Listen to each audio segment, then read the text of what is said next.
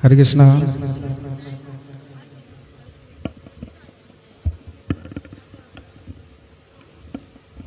দেখা যায় গুরুবে গুরুচন্দ্রায় রাধিকায় তদালয়ে কৃষ্ণায় কৃষ্ণ ভক্তায় তদ্ভক্তায় নমো নমঃ। অজ্ঞানতিমিরন্ধস্য জ্ঞানাঞ্জন শলাকয়া চক্ষুর্মৃতং যেন তস্मै শ্রী গুরুবে নমঃ। বাঞ্ছাকল্পতরুভ্যশ্চ কৃপা সিন্ধুভ্য চ পতিতানাং পাবনেভ্যো সর্ববৈষ্ণবেভ্যো নমঃ।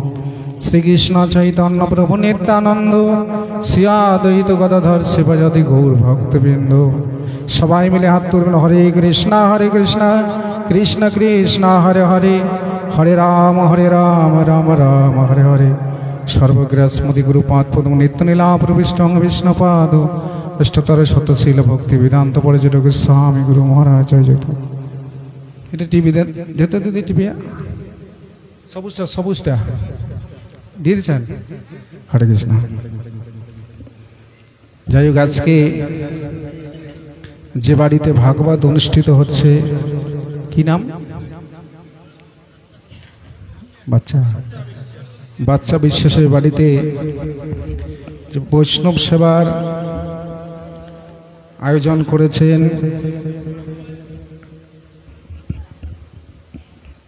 তিনি মহাভাগ্যবান।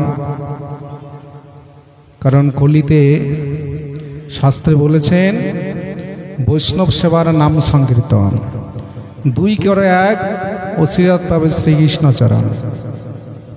কারণ বৈষ্ণব সেবার মাহাত্ম্যর কথা মুখে কহনা না যায়, অল্প স্বল্প ভাগ্যে তুই বৈষ্ণব সেবা না হয়। তাহলে এই যে কলিতে বৈষ্ণব সেবার নামের উপরে আর কোনো ধর্ম নেই। এই বৈষ্ণব সেবা রামায়ণে রাজশাহী যজ্ঞ করেছিলেন ভগবান শ্রীকৃষ্ণ। এই রাজশাহী যজ্ঞে বৈষ্ণব সেবা দিয়েছিলেন।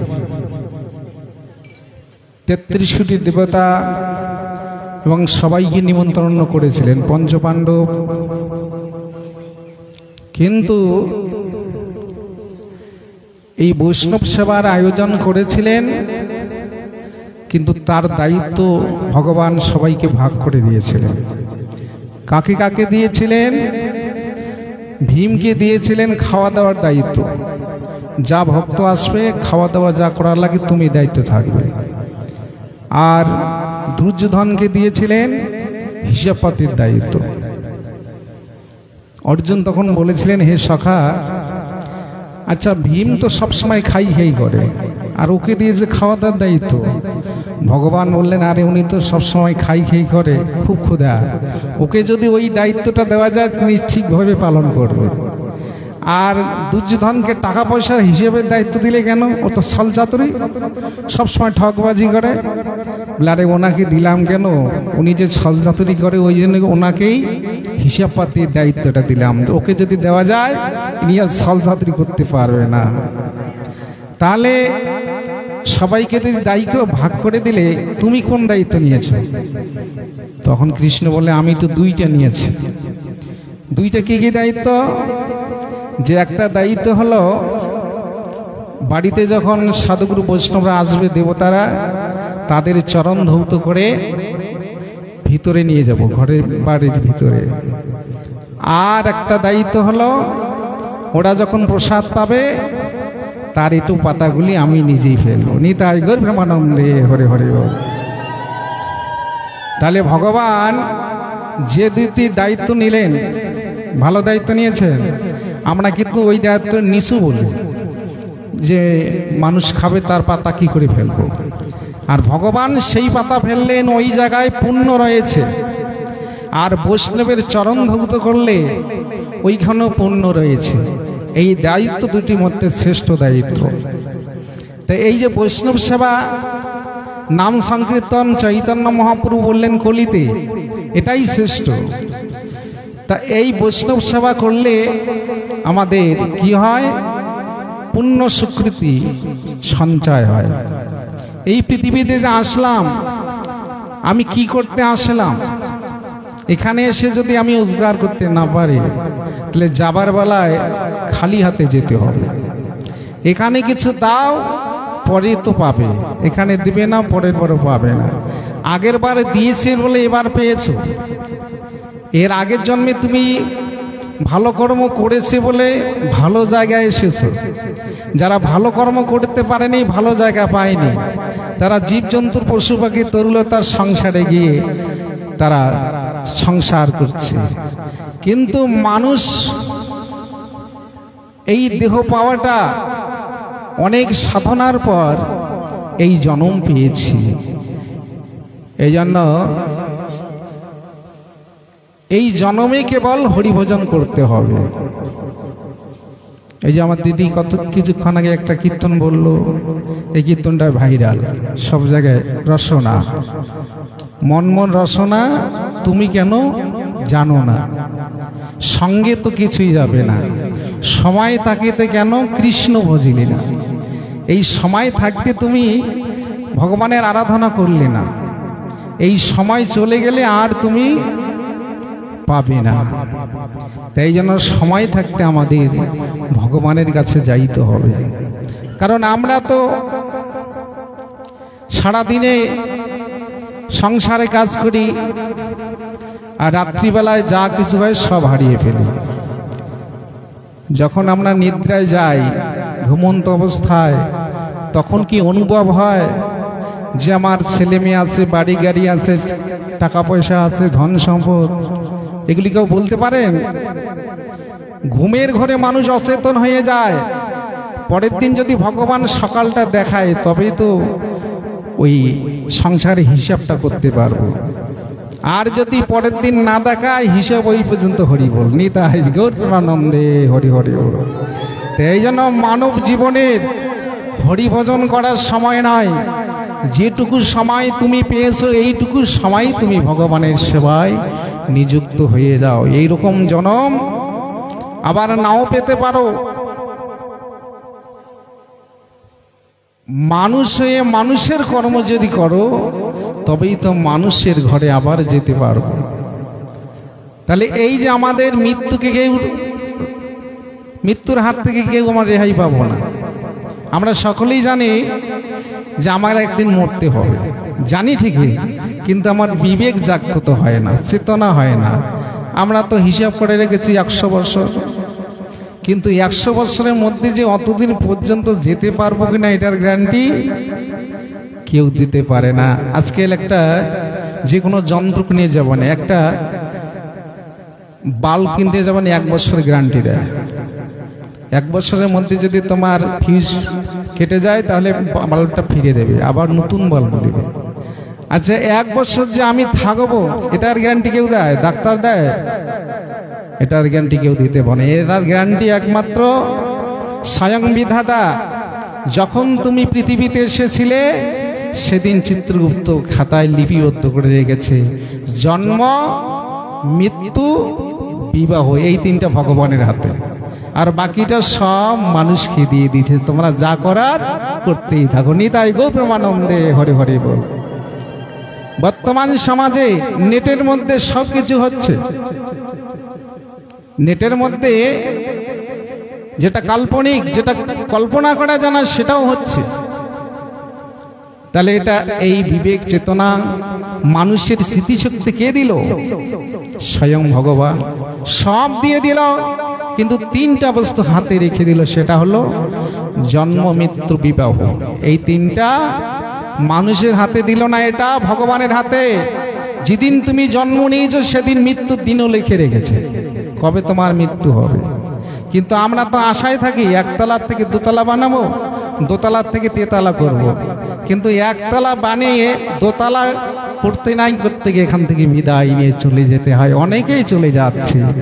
এই জন্য এই সংসার স্বপ্নকা খেলা, মায়ার গড়াই এই সংসার।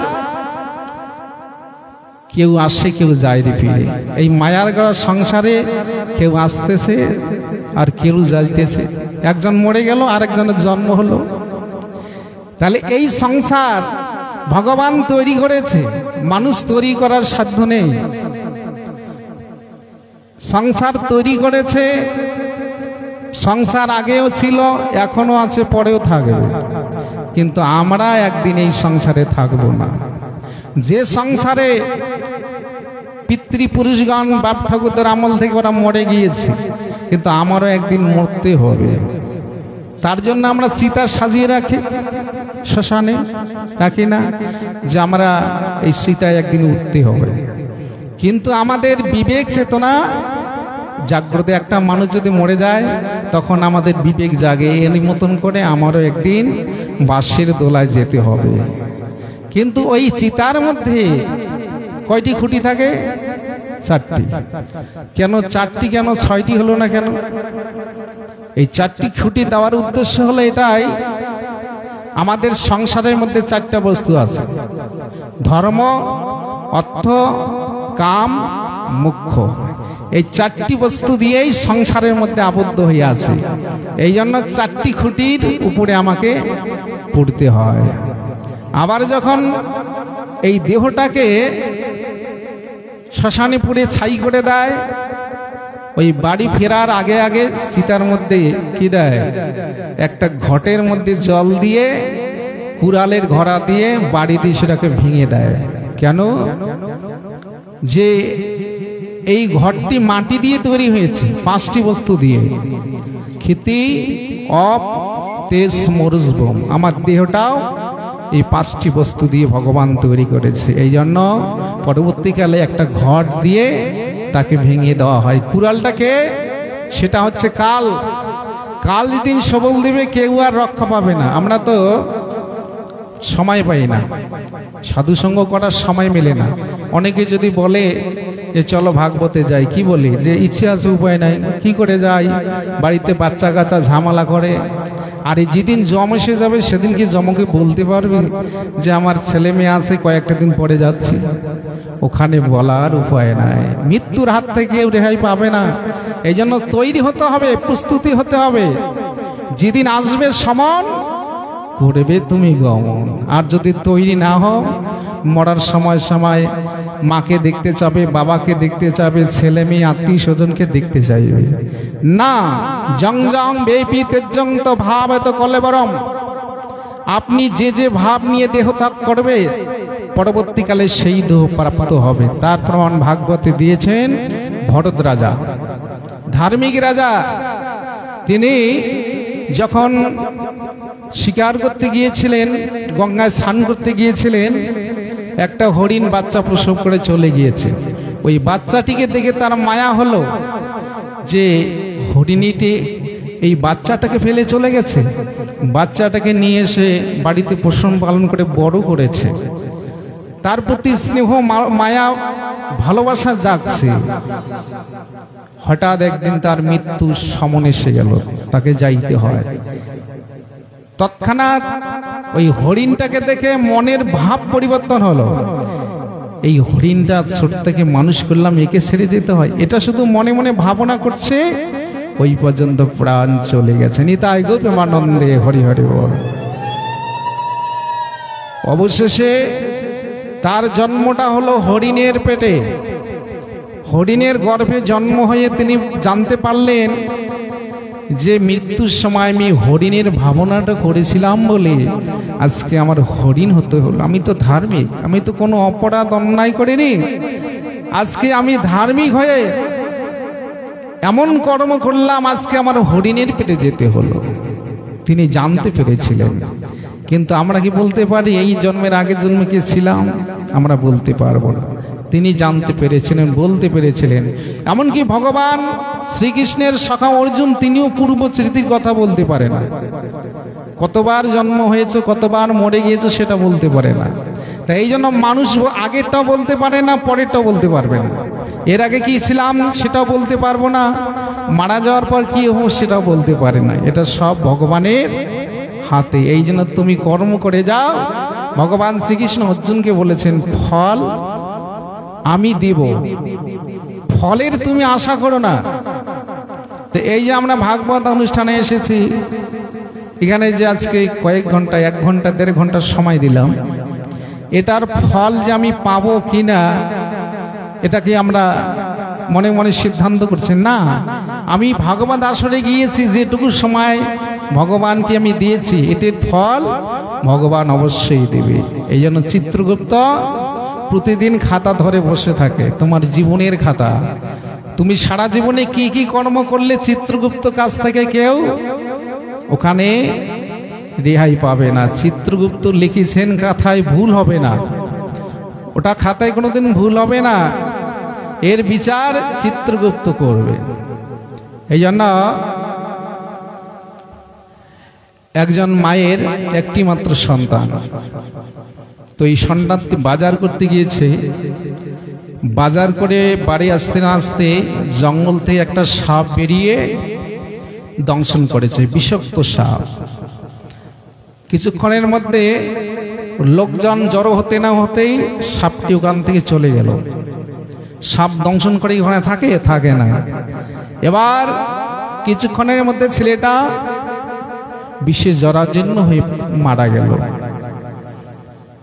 এখন গ্রামের লোকেরা সবাই ছুটে আসলো, এসে বললেন যে এই বিষাক্ত সাপটি এনেকে দংশন করে তার মৃত্যু হলো। এই সাপটি হয়তো আরো অন্য কাউকে মারতে পারে, তো এই সাপটিকে আমরা রাখবো না, কবিরাজ নিয়ে এসে সাপুড়ি নিয়ে এসে সাপটাকে ধরবো। এবার কি করলেন, সাপুড়িকে নিয়ে এসে বিন বাজিয়ে এই সাপটি জঙ্গল থেকে ছুটতে ছুটতে আসলো। কোথায় আসলেন, যাকে দংশন করেছে সেখানে আছে, সাপটা পড়ে আছে।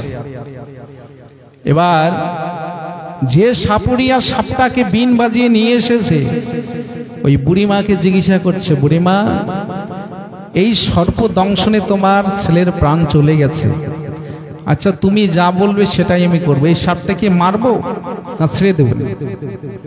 তখন বুড়িমা বলছে যে বাবা, আমার ছেলে তো মরেই গেছে, তা আমার ছেলে তো মরে গেছে, আর তো ফিরবে না, তো এই সাপটাকে মেরে কি হবে, তা সাপটাকে ছেড়ে দাও।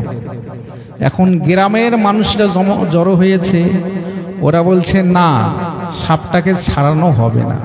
কেন, এই সাপটি আরো দুই একজনের প্রাণ নিতে পারে, একে আমরাই মারো, বুড়িমা যদি না বলে কিন্তু আমরা ছাড়বো না। কিন্তু এখন কয়েকজনের মধ্যে বলছে, আচ্ছা ইনি যে সর্বদংশনে মৃত্যু হলো, এর কি ভাগ্য লেখা ছিল। এবার কয়েকজন মিলে বুড়িমার কথা না শুনে সাপটিকে লাঠি দিয়ে মারতে যাচ্ছে। সাপটি মানুষের মতো কথা বলছে, আপনারা আমাকে মারবেন না, কারণ আমি তাকে দংশন করিনি, আমাকে পাঠিয়েছে, যিনি পাঠিয়েছে তিনি হচ্ছেন যমরাজ। যমরাজ আমাকে পাঠিয়েছে দংশন করার জন্য। এই জন্য সর্প যাকে সবল দেয় তার বদনের দিকে লক্ষ্য করে, তার কপালে কি ভাগ্য লেখা আছে। আমি মারিনি, আমাকে যমরাজ পাঠিয়ে দিয়েছে, এই জন্য আমি তাকে দংশন করেছি। তাহলে যমরাজকে নিয়ে আসুন। এবার যমরাজের কাছে খবর দিলেন, যমরাজ ছুটে আসলেন। এখন যমরাজকে জিজ্ঞাসা করছে, আপনি এই যে যুবক ছেলে, তার বুড়িমার একটাই সন্তান, তার যে মৃত্যু ঘটালেন, এটার কি পরিস্থিতি একটু দেখুন। তখন যমরাজ বলছে, আমি তো ওটা জানি না, কারণ এটা জানে শুধু চিত্রগুপ্ত, উনি হয়তো খাতা খুললে বুঝতে পারবেন কি তার ভাগ্য লেখা আছে, এটা আমি করতে পারি না। এই যে দেখেন স্তরে স্তরের লোক আছে, একা কেউ কাজ করতে পারে না। চিত্রগুপ্ত বলছে, যমরাজ বলছে চিত্রগুপ্ত, তাকে ডেকে নিয়ে আসো। এবার চিত্রগুপ্তকে ডাকছে। চিত্রগুপ্ত খাতা নিয়ে এই সবার মধ্যে এসে গেলেন। এসে চিত্রগুপ্তকে জিজ্ঞাসা করলেন, চিত্রগুপ্ত আপনি একটু দেখুন তো, এই ছেলেটার কিসের জন্য এই দংশনে মৃত্যু হলো। এবার চিত্রগুপ্ত খাতা খুলে দেখে যে এই ছেলেটা এই জন্মের আগের জন্মে অনেক সাপ মেরেছে সারা জীবনে, এই জন্য তার সর্পাঘাতে মৃত্যু লেখা আছে। নিতাই গৌর প্রেমানন্দে হরি হরি বল। এই জন্য কর্মফল কোনোদিন খণ্ডন হয় না। এই যে কলিতে যে চৈতন্য মহাপ্রভু আসলেন, সসীমা কেন তাকে কাটতে হলো, বিষ্ণুপ্রিয়া কেন তাকে কাটতে হলো, ওটা কর্মফল। বিষ্ণুপ্রিয়া 4 যুগে তিনি দুঃখিনী ছিলেন, সসীমা তিনি 3 যুগে। কলিতে শশীদির রূপে আসলেন, ইনি তেলে কার? কৌশল্যার অভিশাপ। কৌশল্যার অভিশাপে আজকে 3 যুগে তাকে কাটতে হলো। যখন রামচন্দ্র কে 14 বছরের জন্য বনবাস দিলেন, কেন বনবাস দিলেন? যে কৈকেয়ী মা রামচন্দ্রকে এত ভালোবাসে, নিজের সন্তান ভরতকেও এইরকম ভালোবাসে না। আর সেই কৈকেয়ী মা রামচন্দ্রকে 14 বৎসর বনবাস দিলেন। কিসের জন্য? এই জন্য চৈতন্য মহাপ্রভু বললেন সঙ্গ করো। কার সঙ্গ করো? সাধু সঙ্গ। অসৎ সঙ্গ করলে তোমার জীবন বরবাদ হয়ে যাবে। নিতাই গৌর প্রেমানন্দে হরে হরে বল। এই কৈকেয়ী মা কার সঙ্গ করেছিলেন? তার বাড়িতে একজন দাসী ছিল, তার নাম হচ্ছে মন্থরা। যখন দশরথ রাজা মনে মনে স্থির করলেন যে বড় ছেলে যখন আমার রাম, আমি অভিষেক করে রাজা করব, এটা মনের আশা ছিল, কিন্তু মনে মনে সিদ্ধান্তও করেছে। আর এদিকে রাজ্যে কত আনন্দ, রাম রাজা হবে। কৈকেয়ী মায়ের মনে আনন্দ আর ধরে না। আর মন্থরা এসে বলছে, কৈকেয়ী তোর আজকে এত আনন্দ কিসের? বলছে আনন্দ হব না, আমার বড় ছেলে রাম রাজা হবে। ও বড় ছেলে রাম, তুই কি রামের মা? হ্যাঁ আমি তো রামেরই মা। তখন মন্থরা বলছে তুই রামের মা নয়, রামের সৎ মা। আজকে রাম রাজা হোক, কালকে ভরত সঙ্গে তোমাকে অযোধ্যা থেকে তাড়িয়ে দেবে। এই কুমন্ত্রণা দেওয়ার জন্য কৈকেয়ী মা তখন বললেন তাহলে আমাকে কি করতে হবে? যে তোমাকে আমি যা বলি তুমি তাই শোনো। এক সময় দশরথ রাজা শাল্য রাজার সঙ্গে যুদ্ধ করে বিপদে পড়েছিল, তার প্রাণ বাঁচে না। ওই সময় তুমি ভালো করেছিলে, তখন তোমাকে বর দিতে চেয়েছিল, তুমি নাও নি। এই বরটি কিন্তু এখন চেয়ে নিতে হবে। সেই বর 2টা চেয়ে নিতে হবে। প্রথম বরে হলো রামচন্দ্রকে 14 বছরের জন্য বনবাস দিতে হবে, আর দ্বিতীয় বর হলো ভরতকে রাজা করতে হবে। এদিকে তো রামচন্দ্র রাজা হবে, এদিকে আনন্দ বাদ্য বাজনা, আর কৈকেয়ী মা একটা অন্ধকার ঘরে চুপচাপ বসে আছে। দশরথ রাজা খুঁজছে, আচ্ছা সবাইকে দেখছি, একজনকে দেখছে না। সে হচ্ছে কৈকেয়ী। খুঁজতে খুঁজতে গিয়ে দেখলেন একটা অন্ধকার ঘরে তিনি বসে আছেন মন মলিন করে। কৈকেয়ী তোমার কি হয়েছে? সবাই আনন্দ করছে, তুমি ঘরে বসে অন্ধকার ঘরে কি করছো? বলছে স্বামী, তুমি যদি আমার কথা যদি শোনো তাহলে আমি বলতে পারি। তোমার কি কথা বলো? যে এক সময় তুমি আমাকে বর দিতে চেয়েছিলে, এই বরটা কিন্তু আজকে দিতে হবে। আরে সর্বনাশ, আমি দিতে চেয়েছিলাম, দিব। রাম রাজা হোক তারপরে দিয়ে দেব। বলছেন না মহারাজ, রাজা হলে আর পাবেন না, আজকেই দিতে হবে। আচ্ছা ঠিক আছে, বলো তো তোমার কি বল? যে তুমি অঙ্গীকার করো, সংকল্প করো, আমি দিব। রাজা বললেন হ্যাঁ সংকল্পই করলাম, দিব তো। আমার প্রথম বর হলো 14 বছর রামচন্দ্রকে বনবাস দিতে হবে, আর দ্বিতীয় বর হলো ভরতকে রাজা করতে হবে। সঙ্গে সঙ্গে দশরথ রাজা মাথায় হাত দিয়ে বলছে সর্বনাশ, কৈকেয়ী তুই এটা কি বললি? তুই মা না পাশানি? যে রামচন্দ্রের জন্য আমি মনে মনে আশা করেছি তাকে আমি রাজা করব, আর আজকে তুই তাকে বনবাসে পাঠার জন্য সিদ্ধান্ত দিলি, এটা আমি বলতে পারবো না। কেননা রাম আমার বড় হয়ে গেছে।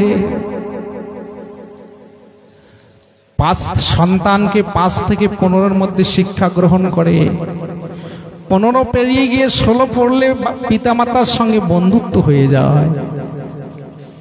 আমার রাম যদি কথা না দেয়, আমি তোমাকে কোনো কথা দিতে পারবো না। কারণ রাম আমার বড় হয়ে গেছে, যুবক হয়ে গেছে, তার কাছে আমি জিজ্ঞাসা করব, সে যদি আমার বাক্য পালন করে তবেই তো আমি তোমাকে বলবো। ছুটতে ছুটতে গেলেন রাজপ্রাসাদে, গিয়ে রামচন্দ্রকে ডাকলেন। রামচন্দ্র গিয়ে পিতার চরণে প্রণাম করে বলছে, পিতা আমাকে ডেকে পড়েছেন। হ্যাঁ রাম, বল বল রাম, তুই কি পিতার বাক্য পালন করতে পারবি রে? তুই আমাকে কথা দে। রামচন্দ্র বলেছিলেন, হে পিতা, আপনি যাহা আদেশ করবেন আমি তাই পালন করব। তোমার জন্যই আমি দেহ পেয়েছি। দশরথ রাজা বললেন, রাম, ওরে রাম, তুই আমাকে কথা দে রে। আমার মনের আশা, আমি তোমাকে অভিষেক করে রাজা করব, সিংহাসনে বসাবো। আর তোমার বড় মায়ের মনের আশা, তোমাকে 14 বছরের জন্য বনবাসে যেতে হবে রে। বল তুই পারবি? তুই কথা দে বাবা, তুই পিতার বাক্য রক্ষা করতে পারবি? রাম বলছি, পিতা আপনি যাহা বলবেন আমি সেটা পালন করব। পরের দিন রামচন্দ্র বেরিয়ে পড়লেন বনবাসে যাওয়ার জন্য। গিয়ে কই মায়ের চরণে প্রণাম করে বলছে, মা আমি 14 বছরের জন্য বনবাসে যাচ্ছি মা। সবাই বলছি কই মা শত্রু। রামচন্দ্র যাবার বেলায় তার শত্রু মাকে প্রণাম করলে কেন? নিজের মাকে কেন প্রণাম করলে না? কইকে বলছে, বাবা তোর মাকে প্রণাম না করে আমাকে কেন প্রণাম করলি বাবা? আমার জন্য তোকে 14 বছর বনবাস যেতে হলো। রামচন্দ্র বলছে, বড় মা তুমি তো আমার সেই মা, তোমার জন্য আজকে আমার 14 বছর বনবাস হলো। তোমার জন্য আমার জঙ্গলে জঙ্গলে ঘোরার সুযোগ হলো। এই জঙ্গলে জঙ্গলে ঘুরে মনি ঋষি কত দর্শন পাবো। তুমি না হলে তো এই বনবাস হতো না। তাহলে তোমার মতো মাকে প্রণাম না করবো তা কাকে করব? সঙ্গে সঙ্গে কৌশল্যা এসে বলছে, দিদি দিদি তুই এটা কি করলি দিদি? আমার বড় ছেলেকে তুই বনবাসে পাঠালি। রাজা যদি ভরত হয় হোক, তাতে আমার দুঃখ নেই, কিন্তু কেন তুই আমার ছেলেকে এত শাস্তি দিলি? 14 বছর আমি তার মুখ দেখতে পারবো না। আমিও তোমাকে অভিশাপ দিলাম, আমাকে 1 জনম কাঁদালে তোমাকে 3 জনম কাটতে হবে। এই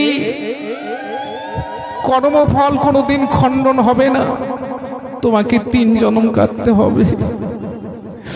কৌশলা কাঁদতে কাঁদতে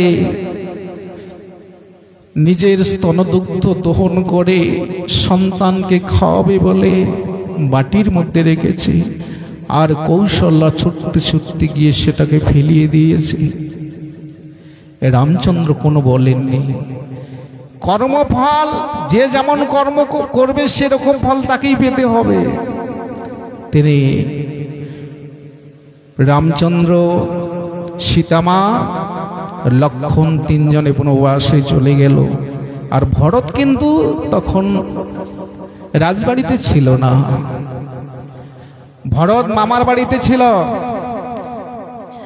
কিছুদিন পর দশরথ রাজা ওই রামের চিন্তায় চিন্তায় তিনি দেহ ত্যাগ করলেন, এই পৃথিবী থেকে চলে গেলেন। ভরত ছুটতে ছুটতে মামার বাড়ি থেকে এসে দেখছে আমার দাদা কোথায়, বৌদি কোথায়, কেউ তো নেই। সবাই বলছে তোমার মায়ের জন্য আজকে 14 বছরের জন্য বনবাসে গিয়েছে। ছুটতে ছুটতে গিয়ে তার মাকে বলছে, মা তুমি এটা কি করেছো? আমি দাদাকে এত ভালোবাসি, আর সেই দাদাকে তুমি বনবাস দিয়েছো, তুমি ভুল করেছো মা, তোমার অন্যায় হয়ে গেছে। যে বিষয়বস্তুকে ত্যাগ করতে হয় সেটা তুমি রেখে দিয়ে ভগবানকে রাজ্য থেকে তাড়িয়ে দিয়েছো মা। তোমাকে আমি 14 বছর মা বলবো না। হ্যাঁ, অনেক সময় মায়েদেরও ভুল হয়, সেই ভুল সংশোধন সন্তানের করতে হয়। এই ভুলের কারণে আমি যাচ্ছি বনবাসে, দাদাকে আমি ফিরে আনবই আনবো। ছুটতে ছুটতে গেলেন ভরত রামচন্দ্রকে ফিরে আনার জন্য জঙ্গলে গিয়ে রামচন্দ্রের চরণে প্রণাম করে বলছে, দাদা দাদা তুমি এটা কি করেছো? তুমি রাজ্য ছেড়ে দিয়ে বনবাসে এসেছো দাদা, আমি তোমাকে নিতে এসেছি, চলো দাদা। তুমি রাজ্যে না গেলে রাজ্য ভূতের বাড়ি পরিণত হয়েছে। রামচন্দ্র বলছে, ভাই তুই আমার কেমন ভাই রে? দাদা যদি রাজ্য ছেড়ে দিয়ে আসে ভাইয়ের কত আনন্দ হয়, আর তুই আমার কেমন ভাই, আমাকে তুই ফিরিয়ে নিতে এসেছিস। আমি পিতার বাক্য পালন করব না ভাইয়ের অনুরোধ শুনব? 14 বছরের একদিন যদি পূরণ না হয় তবু আমি যেতে পারবো না। 14 বছর পূরণ হবে তবেই তো আমি যাব। এবার ভরত বললেন, দাদা তুমি যদি রাজ্যে ফিরে না যাও, এই যে আমি কাঠের পাদুকা মাথায় নিয়ে এসেছি, এই পাদুকায় তুমি চরণ দাও। আমি কোনোদিন সিংহাসনে বসবো না, এই চরণ সিংহাসনে রেখে আমি পূজা করব, কোনোদিন আমি বসবো না। সেই কাঠের পাদুকা নিয়ে এসে ভরত পূজা করেছিলেন, আর তার মাকে বলেছিলেন, আমি তোমাকে 14 বছর মা বলবো না, 14 বছর রাক্ষসী বলবো, তা কারণ তুমি মা হওয়ার যোগ্যতা নও। নিতাই গৌরানন্দে হরি হরি বল। তাই এদিকে যখন 14 বছর পূরণ হয়ে গেল, রামচন্দ্র লক্ষণ সীতা রাজ্যে ফিরে আসলেন। এদিকে রাজ্যের সবাই আনন্দ, রামচন্দ্র সবাইকে দান করছে অনেক কিছু। এবার বালির পুত্র অঙ্গদকে এগিয়ে বলছে, অঙ্গদ তুমি তো আমার প্রিয় ভক্ত, বলো তুমি কি বর চাও, তুমি কি পেলে সন্তুষ্ট হবে? অঙ্গদ বলেছিল, প্রভু আমার কিছু দরকার নেই, আমার পিতাকে যে বিনা দোষে হত্যা করেছে তার পরিবর্তে আমি নিজে হাতে বধ করব। ভগবান বললেন, তথাস্তু হবে। এ যুগে হবে না, দাপর যুগে তুমি হবে জলাব্যাত, আমি হব ভগবান শ্রীকৃষ্ণ, তোমার হাতে আমার মৃত্যু হবে, কথা দিলাম। নিতাই গৌরানন্দে হরি হরি বল। এবার গেলেন কোথায়? ভরতের কাছে। ভরতের কাছে গিয়ে বলছে, ভাই আমি তো সবাইকে অনেক কিছু দান করলাম, তা তুই কিছু নিবি না? হারটার নাও সোনার অলংকার। ভরত বলছে, দাদা আমাকে কিছু লাগবে না, যদি তুমি কিছু দিতে চাও আমাকে কিছু লাগবে না, আমার শুধু একটাই প্রার্থনা, আগামী জন্মে যদি কোনোদিন দেখা হয়, এই আগামী জন্মে যদি কোনোদিন দেখা হয়, আর তুমি আমাকে ভাই করে জন্ম দিও না, সেদিন আমাকে তুই বন্ধু রূপে জন্ম দিও, কারণ তোমার আর আমি ভাই হতে চাই না। রামচন্দ্র বললেন, ভরত এটা তুই কি কথা বললি? ভাই তো দাদার সঙ্গে রক্ত সম্পর্ক, আর তুই ভাই হতে চাস না? না দাদা, আমি কোনোদিন ভাই হতে চাই না। যেদিন তোমাকে বনবাস থেকে ফিরিয়ে আনতে গেলাম, সেদিন তুই আমাকে বলেছিলি ভাইয়ের পিতার আদেশ পালন করব না, ভাইয়ের অনুদর্শন। সেদিন যদি আমি তোমার ভাই না হয়ে বন্ধু হতাম, সেদিন আমি তোমার কোনো কথা শুনতাম না, টানতে টানতে নিয়ে এসে সিংহাসনে বসাতাম।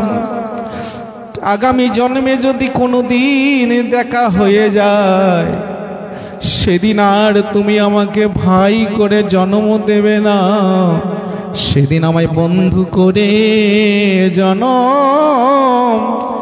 দিও।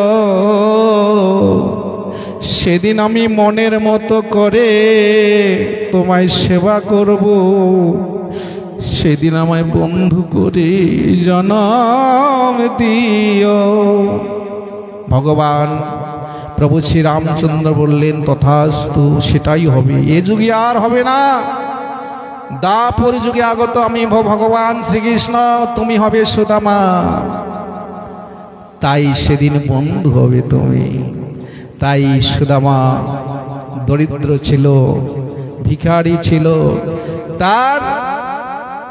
তারা ব্রাহ্মণের সন্তান, জমিদার ছিল তার বাবা। ভগবান তাকে পরীক্ষা করতে করতে সব নিঃস্ব করে দিয়ে গাছতলায় আশ্রয় দিল। আর তার স্ত্রী হলো সুশীলা। সুশীলা বলে, তোমার দ্বারকায় নাকি বন্ধু হচ্ছে রাজা, তার কাছ থেকে কিছু নিয়ে আসো। কিন্তু সে যাইতে চায় না, কেননা যখন গুরুর গৃহে ছিল বৈশিষ্ট্য মুনির আশ্রমে, তখন কিন্তু কৃষ্ণ আর সুদামার মধ্যে ওই গুরুমায়ের লাড্ডু চুরি করেছিল। দুইজনে চুরি করেছে। এখন কৃষ্ণ তো খেয়ে নিয়েছে, খাওয়ার পর গুরুমার কাছে চিৎকার করছে, গুরুমা ওই যে চোর চোর লাড্ডু চুরি করলো। এখন সুদামা বলছে, সর্বনাশ, আরে তুই তো বললি চুরি করতে, আর এখন আমাকে বলছে আমি চোর। কথা দিলাম আমি তোমার কাছে কোনোদিন কোনো জিনিস চাইব না, আমি প্রতিজ্ঞা করলাম।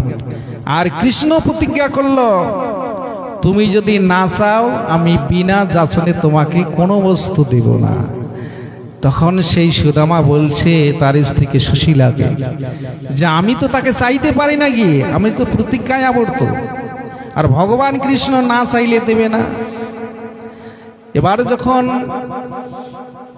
খাইতে পায় না, কি করলেন, সুশীলা গ্রামে গিয়ে কিছু ভিক্ষা করলেন, যে আমার স্বামী বন্ধুর বাড়িতে যাবে, একটু কিছু দাও। অনেক সময় দেখবেন জমিদার যদি ভিখারি হয়ে যায়, মানুষ কিন্তু ঠাট্টা ইয়ারি করে যে তোমার জমিদারি শেষ, এখন ওই ঝুলি নিয়ে গ্রামে গ্রামে ভিক্ষা করছো। অনেক কিছু অনেক ধরনের কথা বলছে, কিন্তু কোনো কথা না বলে কেউ ভিক্ষা দেয় না। একজনের বাড়িতে পেল এক মুষ্টি সেই খুদ গুঁড়ো এবং চিরা, শুকনো চিরা। ওই চিরা নিয়ে এসে তার স্বামীকে বলছে, সুদামাকে, এইটুকু নিয়ে বন্ধুর বাড়িতে যাও। আর সুদামা ওই চিরা নিয়ে যাচ্ছে, আর মনে মনে চিন্তা করছে, আমার বন্ধু রাজা, আর এইগুলি আমি কি করে দেব, লজ্জায় তো বের করতে পারবো না। এবার যেই রাজ বাড়িতে গিয়েছে, রাজ দরজায় তো দারোয়ান আছে, গিয়ে বলছে, আমার বন্ধুকে একটু ডাকেন তো। বলছে, আপনি ভিখারি মানুষ, আর তোমার বন্ধু এই রাজা রাজবাড়িতে থাকে, তোমার বন্ধুর নাম কি? বলছে, আমার বন্ধুর নাম হচ্ছে কৃষ্ণ। কৃষ্ণ? এখানে দাঁড়ান, ঢুকবে না, আমি একে জিজ্ঞাসা করি তারপর। এবার যেই গিয়ে দারোয়ান বলছে, রাজামশাই আপনার বন্ধু নাকি আছে গ্রামে কোনো? বলছে, হ্যাঁ। আরে সেই বন্ধু এসে, তার নাম সুদামা। আর যেই শুনেছে সুদামা, কৃষ্ণ আর থাকতে পারলেন না, ছুটতে ছুটতে এসে সেই সুদামার গলা জড়িয়ে ধরে বলছে, বন্ধুরে, বহুদিন থেকে দেখা নেই, তুই আজকে আমার বাড়িতে এসে চল চল। কোলে করে নিয়ে গেল সুদামাকে রাজমহলে, নিয়ে গিয়ে রুক্মিণী সত্যভামা সবাইকে বলছে, চরণ ধৌত করে দাও, তাকে আরতি দেখাও, ভক্তকে সেবা করছে। সেবা করিয়ে এবার যে সুদামা পায়ে হেঁটে এসেছে তার পায়ের মধ্যে অনেক কাটা লেগেছে। এবার যেই বিশ্রাম করতেছে ভগবান কৃষ্ণ নিজেই ভক্তের সেবা করতেছে, সুদামার পায়ের কাটা বের করছে। আর এমন সময় যখন সুদামা জাগ্রত হলো, সুদামা বলছে, কৃষ্ণ তুমি এটা কি করছো, আমার চরণ নাড়ছো কেন? এবার বলছে, বন্ধুরে, বন্ধুর বাড়িতে কেউ যদি আসে কোনো কিছু নিয়ে আসে, তুই কোনো কিছু নিয়ে আসিস নি? বলছে, বন্ধু কোনো কিছু নিয়ে আসতে পারেনি, তবে কোনো কিছু নিয়ে আসেনি। এবার সেই গামছার মধ্যে বেঁধে দিয়েছে পটলা। এবার সেই পটলা মাটিতে পড়ে গেছে। এই তো এনেছিস বন্ধু তুই, দেখি দেখি। খুলে দেখে চিড়ে, ভিজা চিড়ে। আরে বন্ধু, তুই এত ভালো জিনিস নিয়েছিস, এই জন্য বলছে শাস্ত্রে, ভক্তের দ্রব্য ভগবান কেড়ে করে খায়, অধভক্তের দ্রব্য ভগবান ফিরিয়ে আনা চাই। নিতাই গৌরমানন্দে হরি হরি বল। এবার কি করলেন, সেটা খুলে দেখলেন চিড়া, ভিজা। বলছে, বন্ধুরে, তুই জানিস আমি ভিজা চিড়ে খুব ভালো খাই, কারণ শুকনো চিড়ে তো খাইতে মুখের মধ্যে কষ্ট লাগবে, এই জন্য তুই নরম করে বাড়িতে ভিজে নিয়ে এসেছিস। তখন সুদামা বলছে, বন্ধুরে, এই চিড়ে তুমি ভিজে আনিনি, কেননা যখন আমি রাস্তায় আসতাম মনে মনে চিন্তা করতাম আমার বন্ধু রাজা, আমি এইটুকু চিড়ে কি করে তার মুখে দেব, এই জন্য আমার নয়ন জলে সেই চিড়ে ভিজে গেছে বন্ধু। এবার ভগবান শ্রীকৃষ্ণ এক মুষ্টি খালেন, খেয়ে আর এক মুষ্টি খাইতে যাবেন, রুক্মিণী এসে হাত ধরে বলছে, প্রভু আর খাবেন না, যা খেয়েছেন খেয়েছেন, আপনি সুদামাকে সর্বস্ব দান করেছেন, আর এক মুষ্টি খেলে আমরা তার দাসত্ব হয়ে যাব। তাই সুদামা, তিনি তো কোনো ধন সম্পদ চাইলেন না। এবার কৃষ্ণ বলছে, আমার বন্ধু গরিব, সে খাইতে পায় না, কিন্তু উনি তো চায় না, আমি না চাইলে দেব কি করে? আর উনি তো চাইতে পারেন না, উনি প্রতিজ্ঞায় আবদ্ধ, আমিও প্রতিজ্ঞায় আবদ্ধ, না চাইলে তো আমিও দেব না। রুক্মিণীকে বলছে, রুক্মিণী, তুমি তো লক্ষ্মী স্বরূপা, যাও তাকে রাজমহল তৈরি করে দাও আমার বন্ধুর বাড়িতে। এবার সুদামা প্রসাদ পেয়ে বাড়িতে যাচ্ছে। আগে যে খড়ের ঘাট ছিল সেই খড়ের ঘাট নেই, রাজবাড়ি তৈরি হয়ে গেছে। এখন গিয়ে চিন্তা করছে, আমার বাড়িটা কোথায় গেল, এখানে কে রাজা, কোন রাজা আসলো, ওইটাই চিন্তা করছে। অনেক সময় দেখবেন কারো যদি খড়ের বাড়ি দেখেন, সেখানে যদি বিল্ডিং 4 তলা উঠে, গিয়ে বাড়ি খুঁজবেন না যে আগে তো খড়ের বাড়ি ছিল, এখন এটা কোন বাড়ি? এখন সুদামা ওটাই চিন্তা করছে, আমার বাড়িটা কোথায় গেল। আর এমন সময় সুশীলা তার সঙ্গপঙ্গ দাস দাসী নিয়ে সে চালন এবং প্রদীপ নিয়ে আসতেছে, স্বামী এসে এসো, রাজমহলে এসো। বাড়ি অট্টালিকা সেই রাজবাড়ি তৈরি করে দেয়। এই জন্য ভগবান যদি দেয়, জীব নিয়ে শেষ করতে পারে না, আর ভগবান যদি নেয়, মানুষের নিমিষে সেকেন্ডের মাথায় জীবন উলট পালট করে দেয়। দেয় কৃষ্ণ, ন্যায় কৃষ্ণ, পালে কৃষ্ণ সবে। দিয়া ধন বুঝে মন কেড়ে নিতে কতক্ষণ, 1 সেকেন্ডের মধ্যে মানুষের জীবন উলট পালট হয়ে যায়। নিতাই গৌর প্রেমানন্দে হরি হরি বল। পঞ্চাকল্পতরুশ্চ কৃপা সিন্ধুবে চ পতিতানাং পাবনেভ্যো সর্ব বৈষ্ণবেভ্যো নমো নমঃ।